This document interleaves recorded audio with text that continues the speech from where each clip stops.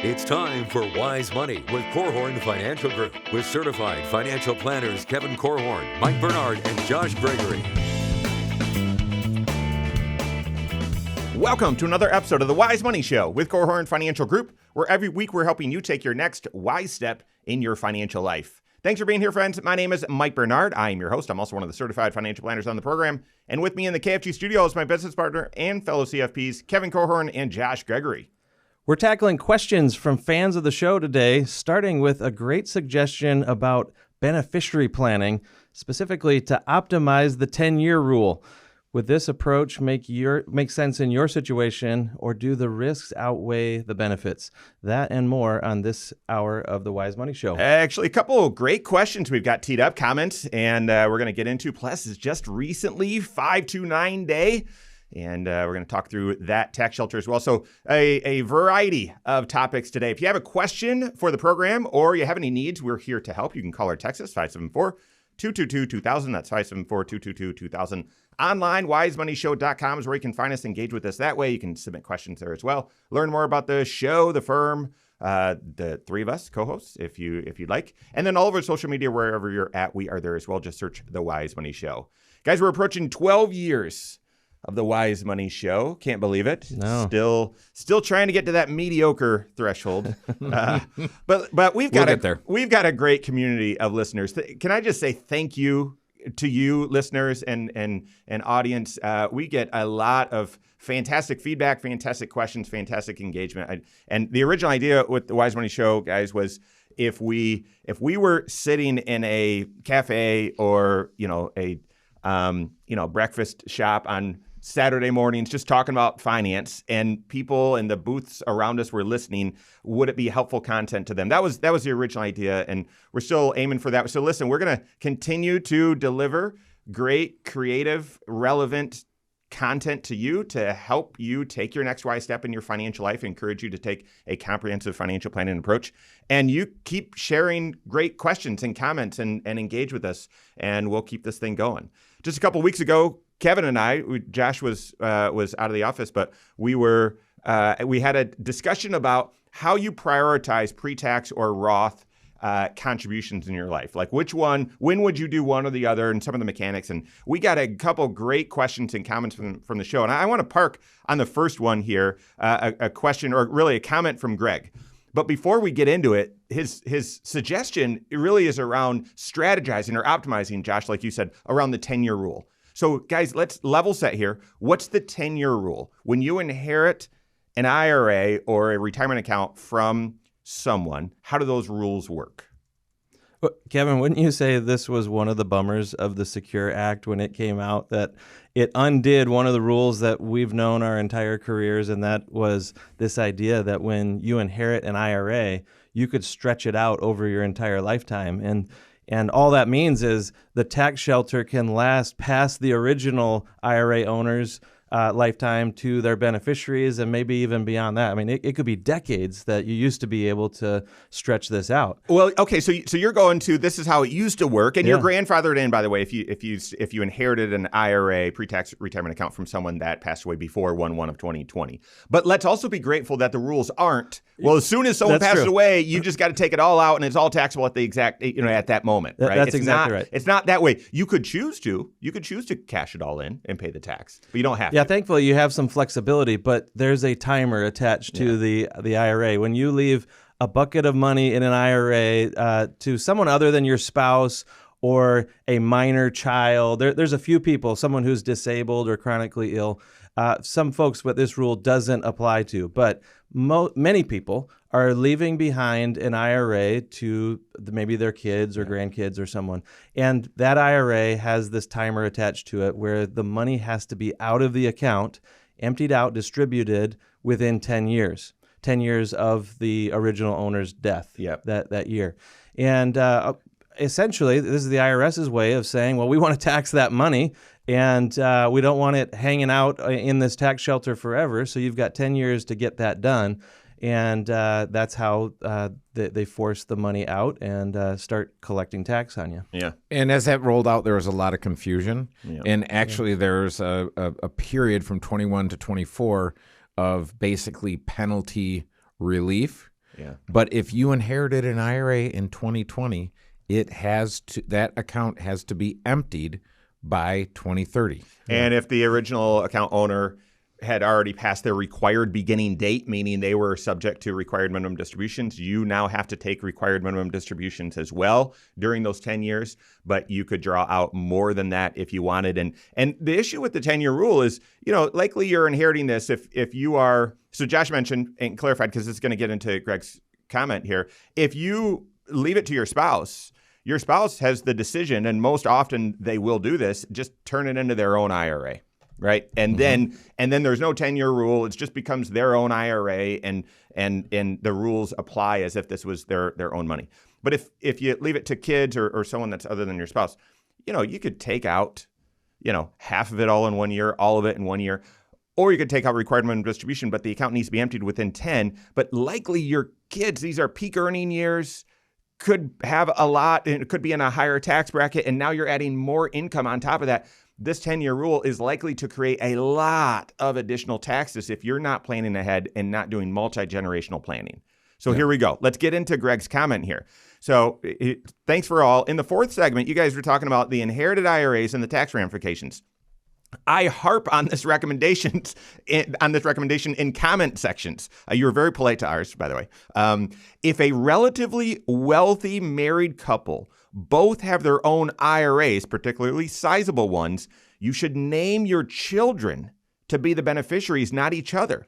By all means, continue to do wise Roth conversions in the meantime. But if one of you survives the other by as much as 10 years, then your children will have as many as 20 years, so 2 10-year time periods to manage the tax implications of the inherited IRAs instead of just 10. So I'm not sure if you were following all of that, but essentially if a married couple has, reasonable wealth is what he's sharing, and they list each other as beneficiaries, I think that is common practice. Right. Then there's going to be when the first one passes, there's going to be no 10-year rule kicked off at that point. It's just going to go to the other spouse. The IRA is going to go to the other spouse. It's going to become their own, and that's it. And then you've got this double-sized IRA, right? That then when the second spouse passes, then they leave it to the kids, and the kids have 10 years to withdraw double the amount, essentially. Well, and there's pros and cons to this, right? It's a creative idea. We're going to talk through pros and cons, whether it applies to you or whether this doesn't really fit. But instead, if each spouse names the children as the primary beneficiaries, then when the first spouse passes away, now that's a 10-year rule for the kids. And they can start managing, but it's half of the overall IRA because it's just in one spouse's name. And then, again, if that spouse, the surviving spouse, outlives the other by 5 to 10 years, then when they pass away, now there's another 10-year rule on the other half. And it would give you more flexibility. Guys, before we get into pros and cons, just your initial take on this idea.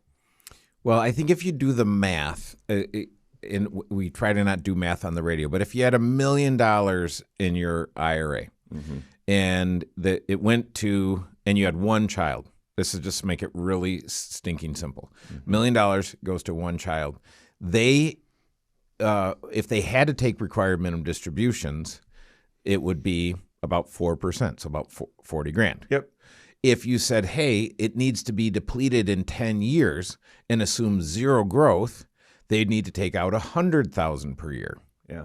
So the question is, if I'm not taking out at least $100,000 per year, I'm creating an eventual kind of a tax time bomb to channel my inner Ed Slott. And so the question is, what should the planning be like if I'm going to do that? Now, what Greg is talking about is you have 2 spouses, and each of them have $1 million IRA. Yeah. So you make the children the beneficiary. So at the first death, $1 million goes to my one child, let's say. My one child would then, the clock would start ticking for them to start taking the money out. And then at the second death, then they have the other $1 million to start taking money. I mean, in that scenario where $1 million each and one child, I would say this strategy could work fantastic. Maybe not at age 62, but at 72 or 70 or 80, you're probably at a point where you've done the planning, you've got visibility and on your resources. That could work great. I think if the numbers are smaller or there's more kids, that could change whether it's such a no-brainer. Creative strategy. I've got a list here. I don't know about your guys. I've got a list of about 6 things I really like about the strategy. I've got 4 that I'm a little hesitant on. We're going to get into the pros and cons, whether this makes sense for you. That and more coming up here on the Wise Money Show with Korhorn Financial Group. Hello, YouTube. Thanks for being here. This is the Wise Money Show. What you're watching right now is our weekly 1-hour talk show that airs right here on this channel, 10 a.m. Eastern Time, every Saturday morning, and also on podcasts at the same time, but also on a couple local radio stations at the same time as well, which is why the content's structured the way that it is, and we've got segment breaks and all that sort of stuff. That's for the radio. But if you say, hey, I'd like something more direct or a different pace or shorts or whatever, we've got all of that right here on this channel as well. Not only do you get the long form show every Saturday, but you have next wise step videos, 8, 10, 12 minutes long, as well as shorts, everything right here on this channel. So make sure you hit that subscribe button, turn on notifications so you're made aware every time we drop new content. Like the content, if you like it, leave comments and questions as well. We engage with fans of the show all the time. So leave questions and comments. We appreciate it. Thank you very much. And curious, do you like this strategy? Or what's your beneficiary planning approach for your dollars? What age would you, well, let me ask you guys this. Obviously, age is going to be one of the variables. What age would you draw the line and say, okay, at this age, maybe you change the approach with beneficiaries instead of leaving it to spouse, leave it to kids? Is there a cutoff? Yeah, no, it's not. To me, it's more about confidence that you have more than enough and that your surviving spouse has more than enough. So that could happen at a lot of different ages. So if someone got into their 80s and they have the $1 million IRA each, and it sure seems like, boy, if I passed away tomorrow, my surviving spouse has enough in their own bucket. This should be on the air, really. Yeah, it is. This is. No, it should be on the show. Yeah. Okay. Yeah, save it for the show, Mike. Sorry, we don't like any of you guys. No, just kidding. This feels like content to be repeated. Yeah, got it. Yep. In 2 minutes. I would agree that if you've sold a privately held business or have some other inheritance dollars that are not IRA, and you've run the numbers and say, no, retirement is confident, then you could probably change the beneficiary on the inherited dollars earlier. But without that, it seems like late 70s or 80s. Okay, that sounds like content that should be on the air, Mike. Getting up on you. But who am I? Far be it from me to play host for the day. Alrighty. When's the last time you've done a beneficiary review of all of your retirement accounts, but certainly all of your assets? Have you done we call it a beneficiary audit because we're geeks, but have you reviewed who stands to receive the dollars that you've worked hard and sacrificed to save up if something happens to you?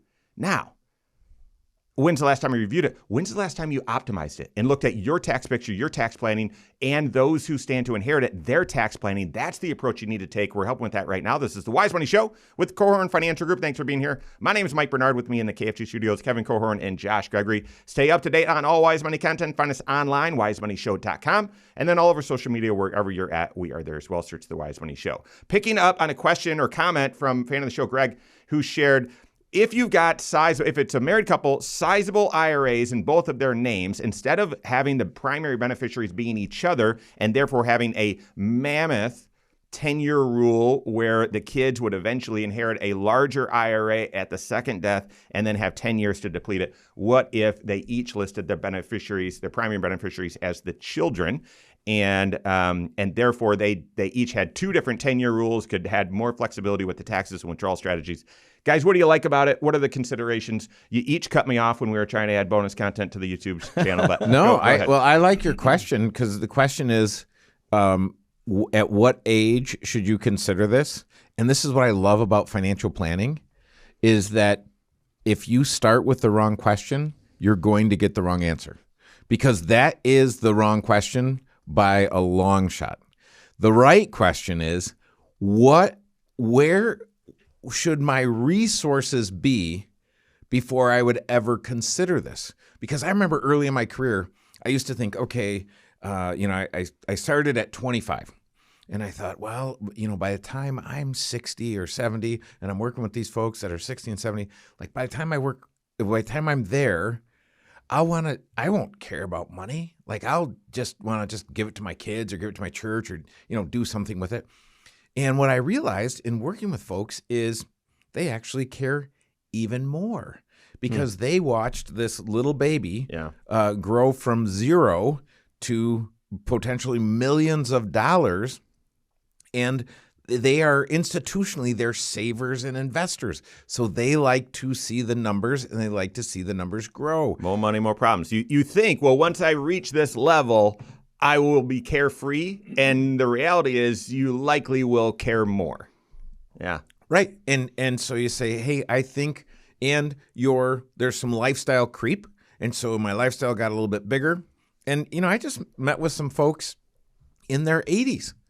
And they said, we like to spend money and we like boats. And, that's a. But where were you going? So continue your thought. Because I'm saying it doesn't matter because if you're in your 80s and you still like to spend money and you like boats, which is just a hole in the water that you pour money into, then you probably need to watch what you're doing.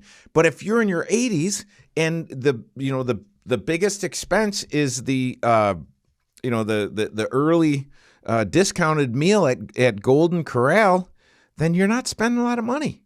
And you might say, hey, look, I'm not spending a lot of this money. It might make sense to change my approach to how I'm doing this. Now, Greg, and I'll save this, but Greg has an idea that says, hey, if mom has $1 million and dad has $1 million and they each in their IRAs,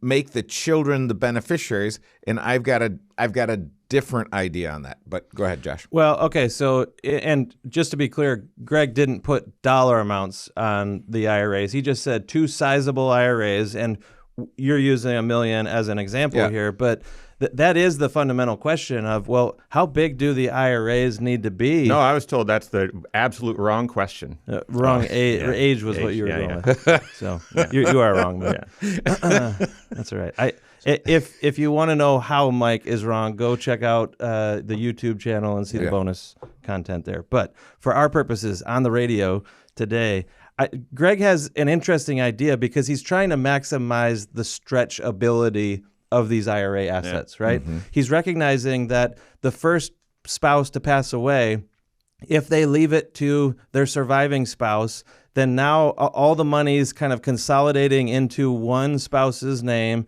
and eventually all the leftovers will pass down to the kids, and all the leftovers will have a 10-year clock attached to them. He's saying, well, what if you started passing money down to the next generation at the first death? And get a 10-year clock ticking on that money while the surviving spouse lives on their own IRA and then passes down their leftovers, maybe 5, 10 plus years down the road. And those leftovers get their own 10-year clock. And so in a dream scenario, you could end up with as many as a 20-year stretch on all of the original parents' assets. Mm-hmm. It's great if a spouse outlives the other by 10 years, and if the IRA balances are roughly equal, if the surviving spouse can live off of only their own assets and not need the money that would have come to them but went to the kids before. So there's a lot of assumptions here. My own personal experience is most married couples need all of the assets that they've accumulated.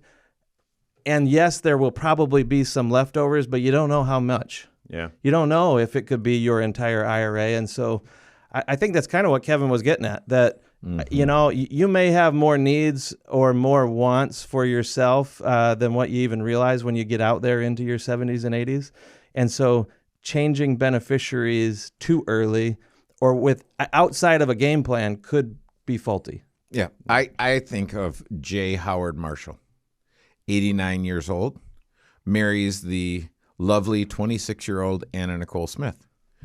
So even though he was a billionaire, you never know how much money you're going to need, because if you said, no, seriously, you never, maybe, but because to Mike's comment about age-based, I was thinking, well, shoot, by the time I'm in my 80s, would I ever consider remarriage? Because one of the reasons why you'd want to keep the money on your side of the ledger and not put it over to the kid's side of the ledger is, I don't know if my spouse dies, what if I remarry, and how much of that money would I need? Now, I'm assuming that is much more of an age-based question.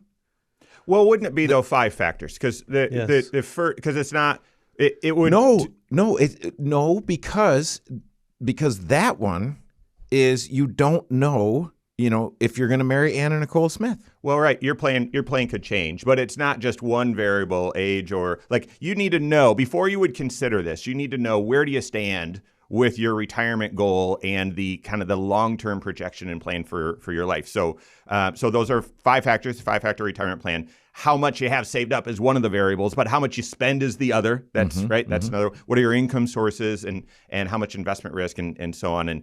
And so before you would consider this, you would have great clarity and confidence on where you stand with your retirement plan, knowing that there is the variable that things could certainly change. I think so. One of the other things that I really like about this is there's a couple of other big risks. We're going to talk about it on next week's show, that starting that inheritance early, Josh, like you mentioned, can help manage is the risk of long-term care needs later in life. If you've listed one of the IRAs as the kids being beneficiaries of that, and then now at the second, the survivor doesn't have a companion that is helping to take care of them, and therefore they might need home health care or assisted living, something like that. Now those resources are already making their way to the other, to the family members. You're saying you could have given away assets that the surviving spouse maybe needed for their own care later on? No, I'm saying, again, in the same scenario where Greg is saying, no, you've got ample resources here, that you've got dollars that are being distributed to the to the kids already. And then same thing with, potentially a second marriage and navigating that later in life. Because again, in the assumption that, one spouse passes away long before another, I think that increases the likelihood that the surviving spouse may find another partner, may find another spouse. And so this could help manage both of those risks potentially.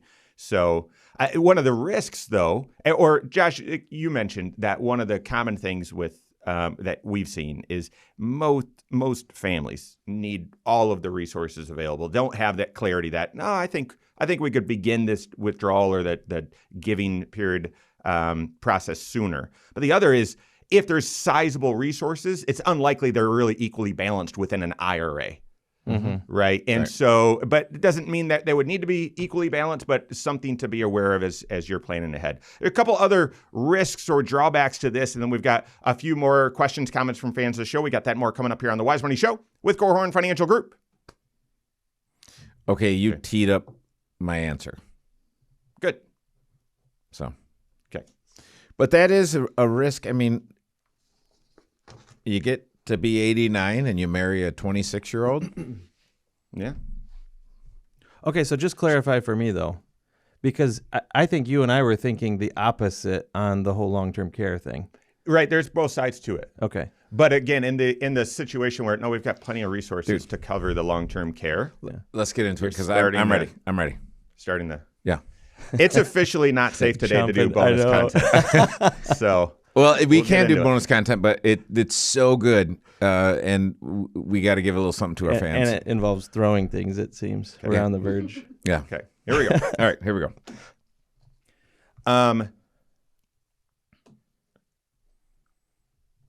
Okay. So are we in risks, or what are we, like drawbacks to this? I'm gonna pick up right. Yeah, sure. I'll pick up and the solution to that risk. Okay. All right.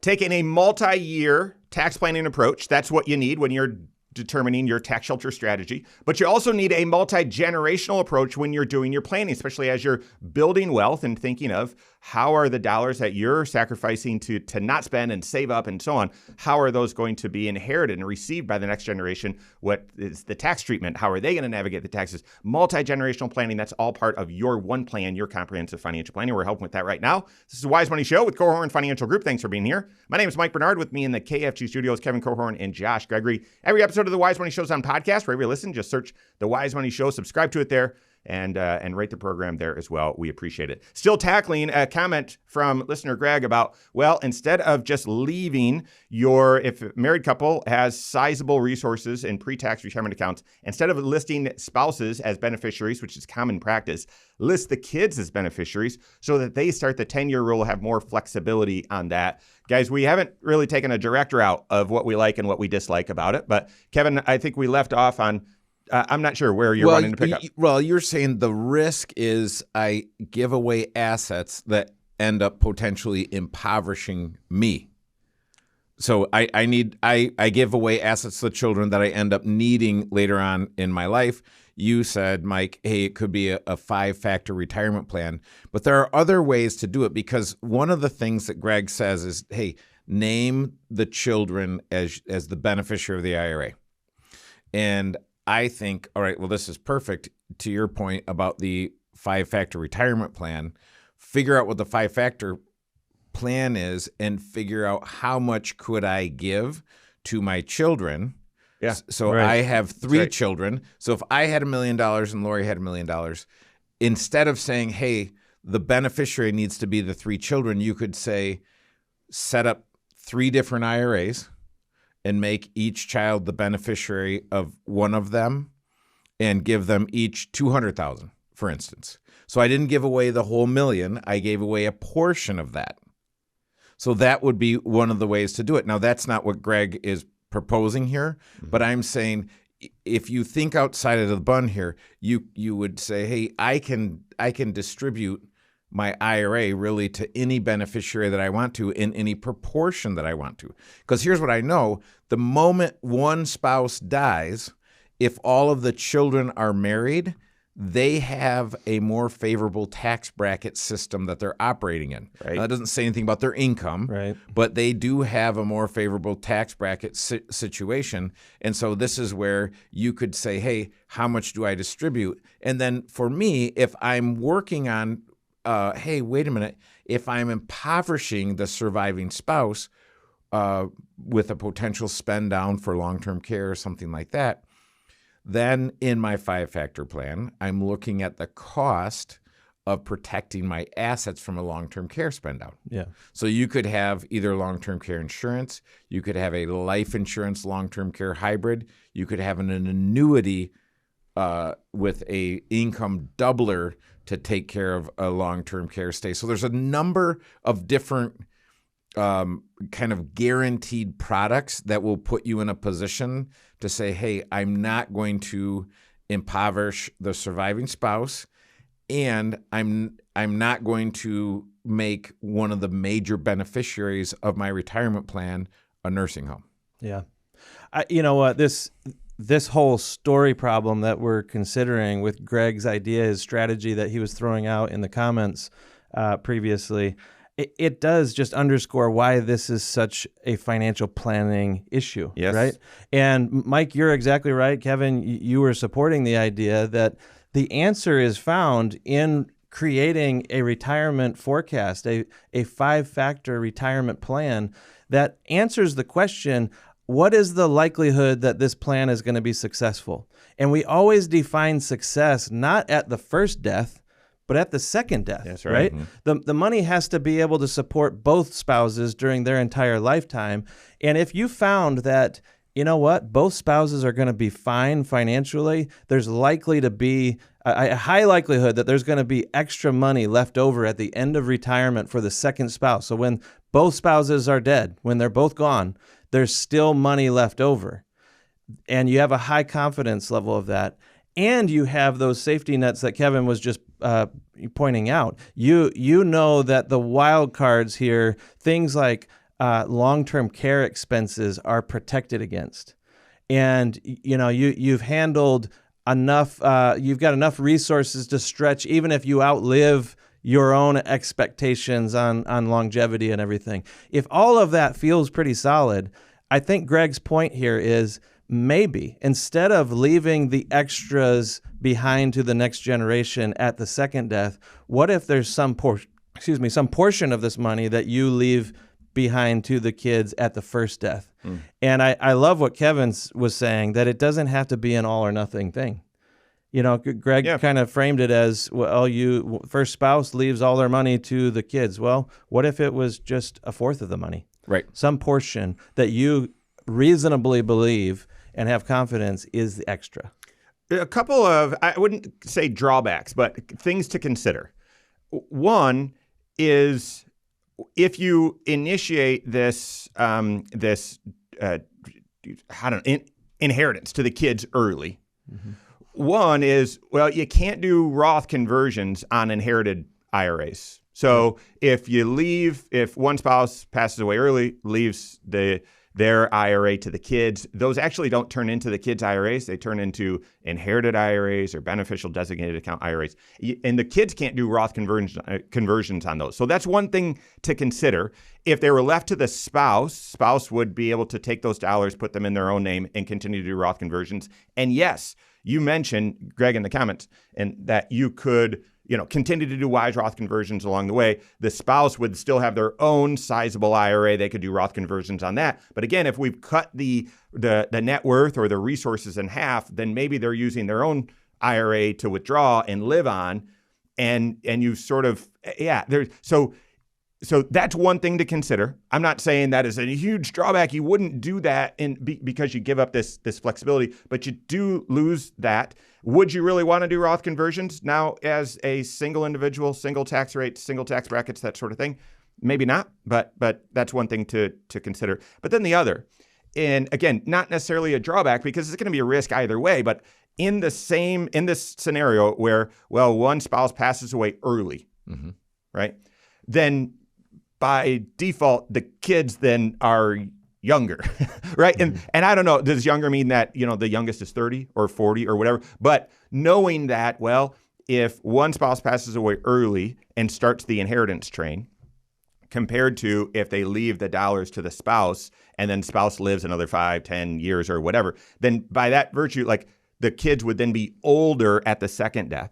And if you've got one of the kids or a couple of the kids that don't have the character or the maturity or the skill to handle money mm-hmm. at the first death, then this actually could be maybe a wise tax strategy that ends up being a disastrous financial strategy. Mm-hmm. And now it could be the case, like time and financial maturity don't always go hand in hand. So leaving it, going the conventional route and leaving the dollars to the surviving spouse and then the surviving spouse passing the dollars on to the kids doesn't guarantee that the kids are now 5 years older. They're going to be 5 years more financially mature. But it's just something to consider. Well, and that is a trial run. And if you think about it with kids, would your kids, especially if they're married, benefit from having money more in their 30s or 40s or 50s? Or, a lot of folks that we're seeing are getting money in their 60s and 70s. Right. So they're inheriting this money. If for the most part, a lot of the fun has already been had by the time you're 70. So it's like, well, I get more money from mom and dad when I'm 70. That is probably not when I necessarily needed it. Yeah. And so if you look back, you're like, no, I needed it when I had stretch marks on my cash flow. Yeah.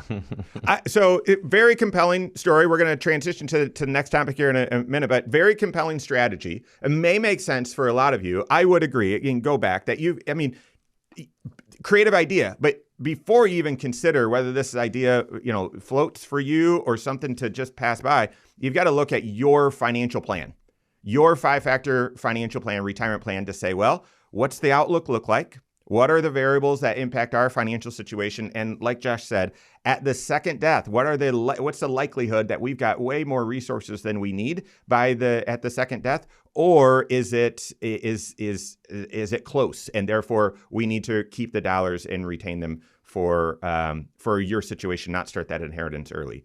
All right, we've got more coming up here on the Wise Money Show with Korhorn Financial Group. Yeah, okay. So I do think the imbalance issue can be creatively solved by saying, I wanted to park on that, but we're going to transition. Right. And the other thing, so my thinking partner said, oh, you definitely would make the spouse the beneficiary. So there's not any creativity to say, well, wait a minute, what if, or you should consider.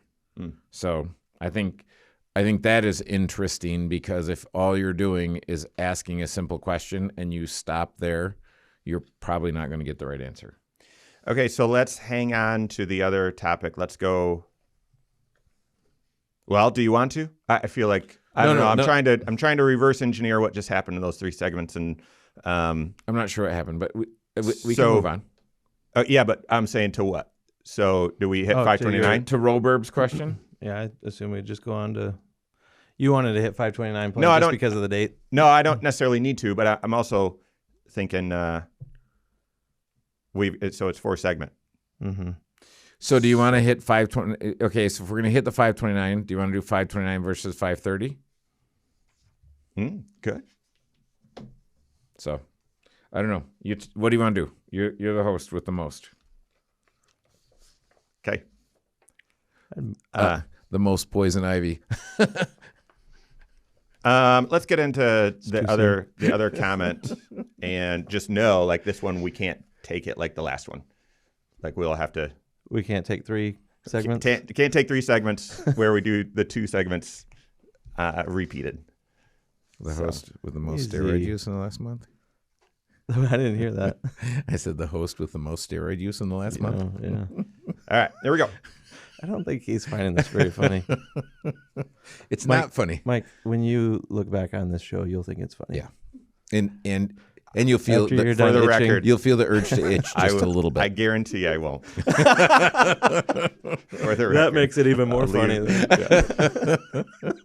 right, there we go. Thanks for being here. This is the Wise Money Show with Korhorn Financial Group. My name is Mike Bernard. With me in the KFG studios, Kevin Korhorn and Josh Gregory. Every episode of the Wise Money Show is on the YouTube channel, as well as a lot of other content. What you're watching right now, listening right now, is our 1-hour talk show that airs. But we also have Next Wise Step videos and shorts that air all throughout the work week, all designed to help you take your next wise step in your financial life. So if you haven't gone to the YouTube channel, go check it out. Go to YouTube, search the Wise Money Show, subscribe to it there, turn on notifications so you're made aware every time we drop new content. And you can share and leave questions, comments there as well. We appreciate it. Next comment that we're getting into right now is also on the same show from a couple weeks ago when we were talking about pre-tax or Roth. And this one comes from, it's some sort of alias, Roburb. Appreciate the comment here. So again, the same question or the same show about, well, how do you determine pre-tax or Roth? And this was their strategy. When our income was below $200,000, we contributed everything to the Roth. Love it. I agree. Once our income went to $300,000 or $400,000, congrats on that, we switched to pre-tax. We've also stashed away a solid amount in our taxable brokerage account. I'm planning to retire at 54. My spouse is going to retire at 50, and we'll have years to do Roth conversions! ! And yes, I think that is warranted. Mm-hmm. We may also move in retirement, which is something, Kevin, we talked about on that show. I mean, when you're optimizing, determining should you do pre-tax or Roth, also consider, well, what taxation, like what state taxation will you be in when you withdraw those dollars? That might influence your decision whether you should contribute pre-tax or Roth. So we're also doing backdoor Roths in the meantime. I love it. I love this strategy, love the approach. And well, here specifically, number one, tax diversification. I love that. And it's really geeky way of saying you want to have dollars that you're building up in your nest egg or building wealth. Some of the dollars are pre-tax in and taxable on the way out. Some dollars are after tax in, tax-free on the way out. And then even some dollars are you never got a tax shelter on to begin with, and they're growing where it's taxable, yes, but when you withdraw the dollars, there's capital gains, and so I like that tax diversification. That's one. Second, I like the multi-year tax projection. Yeah. And while he didn't say we're projecting out our taxes, I would strongly encourage you to do so, because there's going to be a couple comments here that's going to suggest you need to. But thinking beyond just, well, am I getting a refund today? Like what's in it for me today, right? And then third, I also like the adjustment in the approach, that when our income was below this seemed to make sense for us. When it's above this, we pivoted the strategy. So many people, I think, get in the trap of, well, pre-tax or Roth, I'm going to make that decision, and that's my decision, and that's it. When in fact, you need to revisit that decision as your circumstances change, as your goals change, as tax laws change, as stuff changes. Yep. So a lot I like about this, and a couple of things to consider. But so that circumstance changing is the reason why tax planning is an annual activity. But what Roberb has done is he's playing chess, not checkers, thinking many moves ahead. He's thinking over a longer period of time, as you said, Mike, more multi-year type of planning. And you may not know exactly what every one of the years of your career are going to look like. You're not going to know exactly what you're going to earn all the time. But if you do recognize, you know what, we're going to be making some decisions along the way, Lord willing, if our plan plays out well, then we're going to have some different eras along the way where maybe we are in our peak earning years, we're in our lower earning years, we're in some no earning years. And if you have goals around that, you have a plan in mind, like Roberb does, where he's saying, boy, I want to retire at age 54 and 50 for myself and my wife respectively. That's a pretty defined time. And it creates this window of time between those 50s and into the 60s where you've got to figure out some things like healthcare. And you may have a window where doing some of those Roth conversions can make sense. It's still an annual decision, but he's thinking big picture. In this phase of my life, I'm probably going to shift from one strategy to the next. That's amazing planning. Yeah. So, golf clap to you.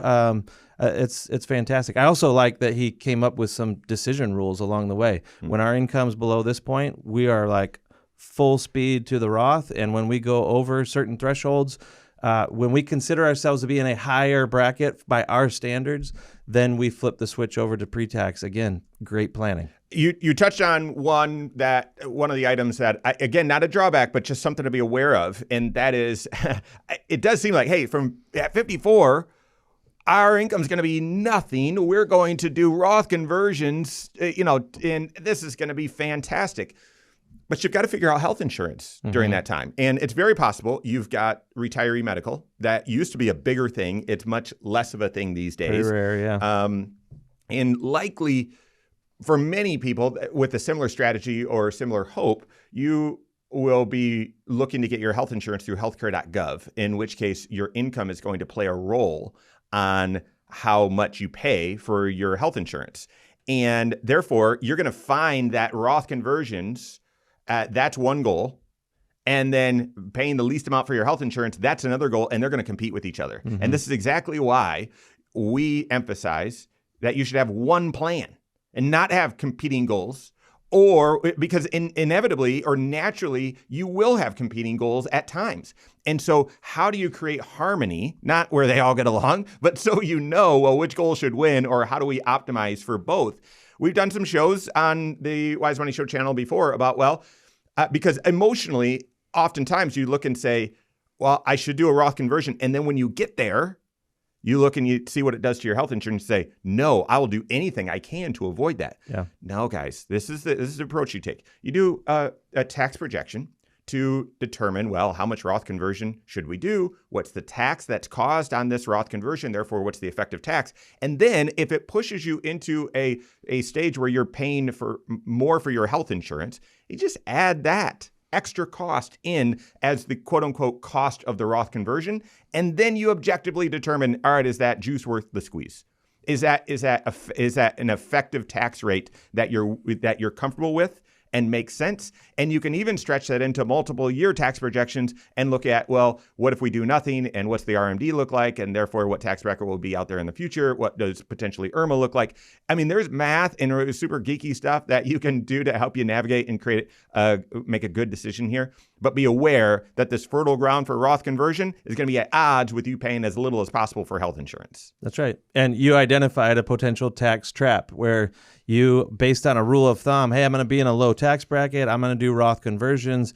If it ends up costing you more in your health insurance, that's effectively an additional tax, right? So on your tax return, you may be paying back some additional premium tax credits, and that has to be weighed into the consideration on, is this cost worth it? Or as you said, is the juice worth the squeeze? Yeah. Another consideration to be aware of at this stage, or if you're in this situation, is, I mean, this is one of the first questions that I had when I was reading the comment. Does your 401k plan offer after-tax contributions? If you're familiar with that term, you might know where I'm going, and that is the mega backdoor Roth IRA. You might say, well, wait a second, after-tax contributions. Robert said that when my income's above $300,000, we're doing pre-tax. I know. There is a unique rule your plan needs to allow it. There's a unique rule where you can contribute the maximum amount, up to the IRS limit for pre-tax or Roth. But then if your plan allows for after-tax contributions, you could do after-tax contributions to your 401k, to your retirement plan, above and beyond the pre-tax and Roth limit, up to a different limit. Was it 415 limit? Is what I think is what they call it.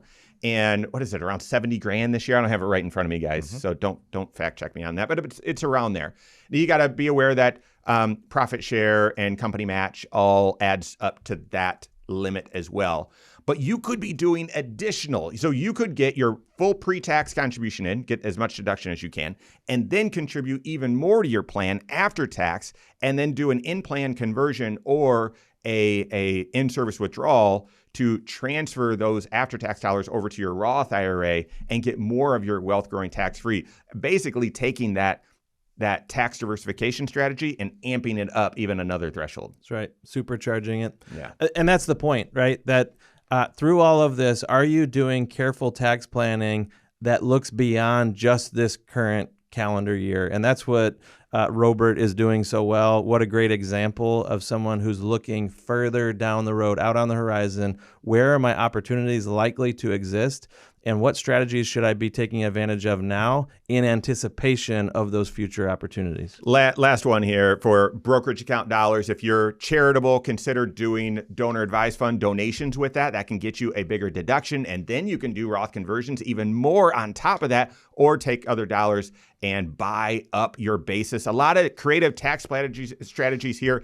This, again, you got to be working with your certified financial planner, looking at all 6 areas, bringing it together for one plan. That's all the time we have for today. On behalf of Josh Gregory, Kevin Korhorn, all of us at Korhorn Financial Group, have a great weekend. We'll see you next Saturday for the Wise Money Show with Korhorn Financial Group.